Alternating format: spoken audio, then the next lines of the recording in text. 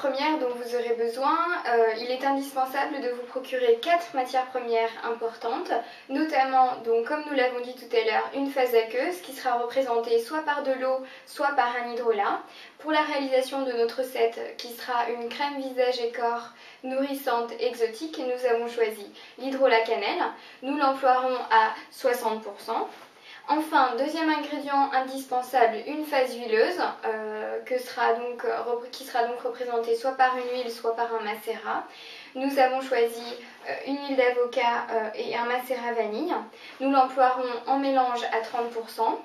Troisième ingrédient indispensable, une cire émulsifiante. Aromazone en propose différentes, notamment la cire numéro 1 qui orientera vos émulsions vers des touchés plus gras, la cire numéro 2 qui orientera les émulsions vers des touchés ni trop gras ni trop aqueux. Le couple émulsifiant MF-EVE très employé pour des touchés aqueux, plutôt donc ciblé pour les peaux grasses. Enfin, l'ester de sucre qui orientera aussi vers des touchés aqueux, mais qui permettra de réaliser des émulsions à froid. Cependant, il est un peu plus difficile à mettre en œuvre que les autres.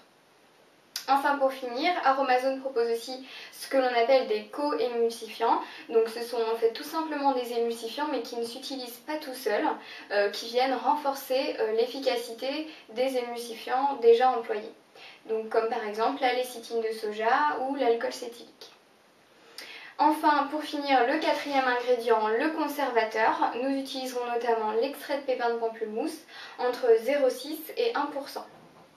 Au niveau de votre émulsifiant, les quantités sont variables, tout dépend de la cire que vous utiliserez. Je vous conseille de vous référer à la fiche technique, sachant que plus vous mettrez d'émulsifiant, plus votre crème sera stable, mais plus elle sera épaisse.